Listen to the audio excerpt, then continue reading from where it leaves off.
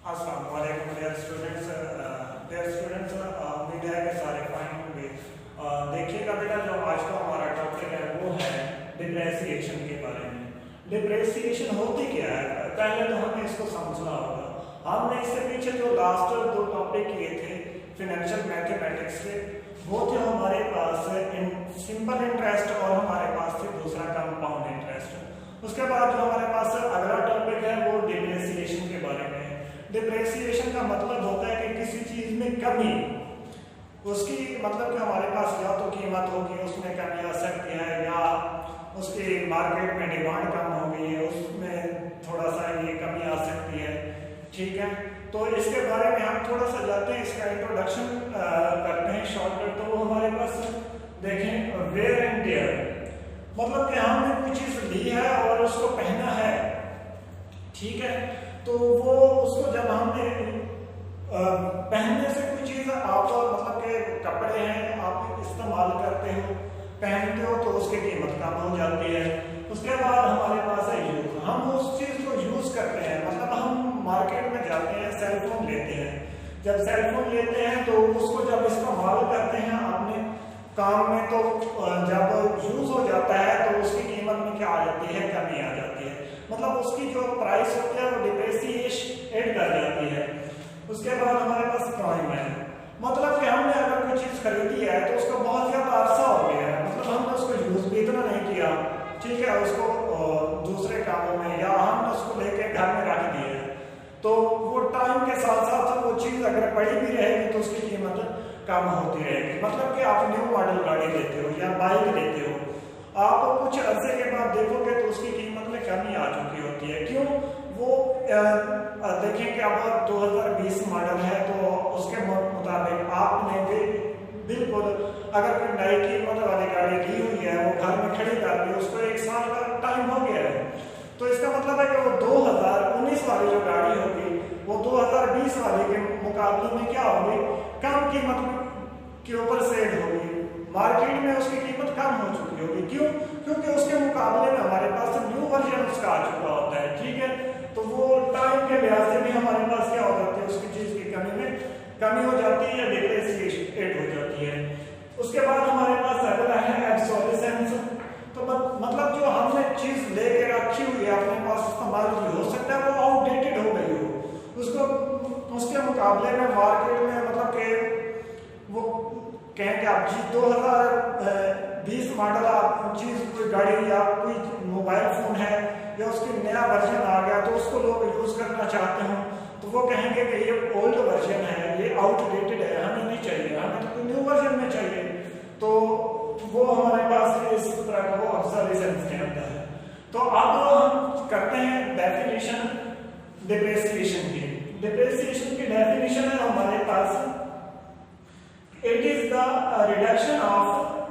Reduction in the value of fixed asset. मतलब हमने कोई भी चीज ऐसी जो खरीदी या उसकी असल कीमत में कमी आ जाना, वो हमारे पास क्या कहलाता है, डिप्रेसिएशन कहलाता है। ठीक है, तो अब इसकी डेफिनेशन के बाद जो है हमारे पास, इसको हम मार्केट में इसके डिफरेंट तरह के टर्म्स यूज करते हैं, या हम अपनी नॉर्मल लाइफ में इसके डिफरेंट टर्म्स को यूज करते हैं। डिप्रेसिएशन हम यूज करते हैं, डिप्लेशन यूज करते हैं, और हम एमोर्टाइजेशन यूज करते हैं। तो डिप्रेसिएशन क्या होती है, ये टेंजिबल फिक्स्ड एसेट होता है। मतलब कि हमने कोई भी चीज जो के जैसे कि हमारे पास मोबाइल फोन है, हमारे पास टीवी है, हमारे पास बाइक है या कार है, ऐसी जितनी भी चीजें हैं उनकी कीमत में कमी आ जाना। ठीक है, एसी हो गया, घर का रेफ्रिजरेटर हो गया। ठीक है, तो ये सारी चीजें जो जिनकी वक्तन फवक्तन जो वैल्यूज होती है वो कम हो जाती है, उसकी कीमत कम हो जाती है, वो हमारे पास क्या होती है, उसको हम डिप्रेसिएशन का नाम देते हैं। ठीक है, यानी वो टेंजिबल फिक्स्ड एसेट में आ जाता है। उसके बाद हमारे पास डिप्लेशन है।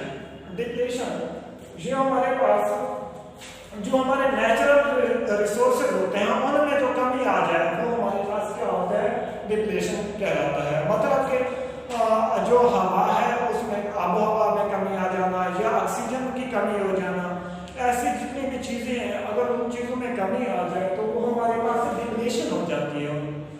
और नेक्स्ट हमारे पास एमोर्टाइजेशन असेट होता है, यानी वो चीजें जो हमें ज़ाहिरी तौर पर नजर नहीं आती वो हमारे पास इंटेंजिबल फिक्स्ड असेट कहलाती है। ठीक है, तो उसके बाद हमारे पास है इसके मेथड है सॉल्व करने के। तो हम डिप्रेसिएशन फाइंड कैसे करते हैं, इसके कितने मेथड हैं?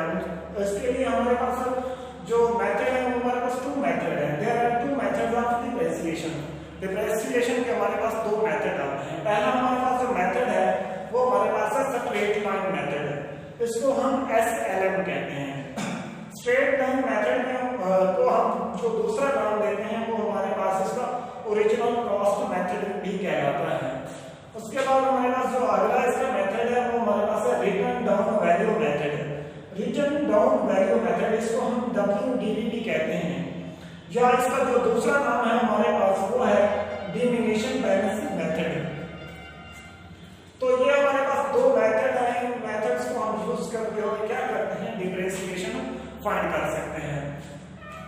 नेक्स्ट तो हमारे पास हम इसके एक एग्जांपल करते हैं। तो एग्जांपल हमारे पास बहुत ही सिंपल सी है, देखिएगा उसकी स्टेटमेंट लिखी है कि if the price of a bike is Rs 90,000, यानी हमारे पास एक बाइक है उसकी जो प्राइस है वो 90,000 है, और अगर हम उसको मतलब कि नेट कैश नहीं देना चाहते तो हम उसकी कुछ टाइम उसके लिए उसकी इंस्टॉलमेंट कर लेते हैं। तो उसके बाद अगर हमें वो इंस्टॉलमेंट वाला 1 ईयर के लिए 10% लगाता है तो उसके बाद उसकी जो कीमत होती है वो क्या हो जाती है, 1 लाख हो जाती है after installation. Find 10% by annum depreciation by SLM and WDV। मतलब कि हम इसको जो है स्ट्रेट लाइन मेथड और रिटर्न डाउन वैल्यू मेथड के जरिए हम इसको क्या करेंगे, इसके डिप्रेसिएशन को फाइंड करेंगे। तो इसका सॉल्यूशन देखिएगा। तो बेटा टोटल आपके पास जो उसकी गाड़ी की जो बाइक की जो कॉस्ट है वो हमारे पास 90,000 है। तो जब हमने उसकी इंस्टॉलमेंट करवाई तो उसके बाद उसकी कीमत 10% जो इंस्टॉलमेंट के बाद उसकी 10,000 कीमत उन्होंने मतलब बढ़ा दी। तो ये हमारे पास टोटल उसकी जो वैल्यू आ जाती है ये 100,000 यानी 1 लाख हो जाती है। उसके बाद हम इसकी जो है ना डिप्रेसिएशन फाइंड करते हैं। तो बेटा ये जो हमारे पास मेथड है ये हमारे पास SLM है मेथड, ठीक है, स्ट्रेट लाइन मेथड है। स्ट्रेट लाइन मेथड के बाद के जरिए जब हम इसको सॉल्व करते हैं तो हम इसकी depreciation 10% per annum for first year find करते हैं। तो अब 1 लाख का जो 10% है वो हमारे पास आता है 10,000। तो हम 1 लाख में से 10,000 को माइनस कर देंगे, वो हमारे पास यानी उसकी ये डिप्रेसिएट हो गई कीमत 10,000। तो हमारे पास बाकी जो उसकी कीमत बची वो 90,000 बची। ये हमारे पास उसकी जो कीमत में कमी आई, डिप्रेसिएट हुई उसकी कीमत पहले साल के लिए वो 10,000 थी और उसकी जो बाकी कीमत बच गई वो हमारे पास 90,000 है। उसके बाद अगर हम उसकी सेकंड ईयर के लिए फाइंड करना चाहेंगे तो उसकी आफ्टर डिप्रेसिएशन उसकी कीमत कितनी बचेगी। तो depreciation 10% per annum for second year. तो अब 90% पे फिर हम मतलब स्ट्रेट लाइन मेथड में हमारी एक ही शर्त होती है कि जो भी कीमत जितनी भी होगी वो हर साल के लिए उतनी ही उसकी चीज में कमी की जाएगी। मतलब पहले साल के लिए अगर होगी कमी तो वो 10,000 होगी, और फिर अगर दूसरे साल के लिए कमी होगी तो वो भी 10,000 होगी। तो 90,000 पर 10,000 अप्लाई करेंगे तो हमारे पास बाकी कितनी उसकी कीमत बच जाएगी 80,000। इसी तरीके से हर साल उसमें 10,000 की कमी आती रहेगी, यानी उसकी कीमत जो है वो 10,000 10,000 रुपए वो हर साल कम होती जाएगी उस बाइक की। उसके बाद अगर हम इसका सेकंड मेथड देखें WDV तो उसमें हमारे पास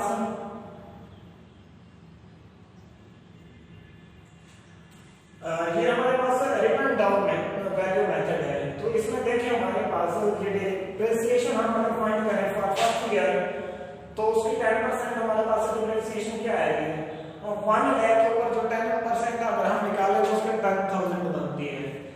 तो 1 लाख में से 10,000 हम माइनस कर लेंगे, हमारे पास जो बाकी उसकी कीमत बच गई वो हमारे पास 90,000 फाइंड करना चाहें डिप्रिसिएशन, तो वो हमारे पास हम दोबारा 10% अप्लाई करेंगे। 10% अप्लाई करेंगे 90,000 पर, जो उसकी लास्ट कीमत थी। तो अब 10% है जो 90,000 का है वो 900 बनता है, सॉरी 9,000 बनता है। तो 9,000 माइनस कर देंगे हम 90,000 में से, तो ये हमारे पास जो उसकी असल प्राइस बाकी बचेगी वो 81,000 आ जाएगी। फिर उसके बाद अगर हम उसकी थर्ड ईयर के लिए डिफाइन करना चाहें तो कैसे करेंगे? तो डिप्रिसिएशन फॉर थर्ड ईयर 10% आप निकालें इसका 81,000 का, तो वो हमारे पास आता है 8100। तो हम 81,000 में से 8100 को माइनस कर लें तो हमारे पास 72,900 बाकी उसकी कीमत बचेगी। तो बेटा ये हमारे पास क्या है कि हमने डिप्रिसिएशन किसी भी चीज की फाइंड करनी हो तो कैसे करते हैं? एक उसका ये स्ट्रेट लाइन मेथड है और दूसरा उसका हमारे पास जो मेथड आ रहा है वो है रिटर्न डाउन वैल्यू मेथड।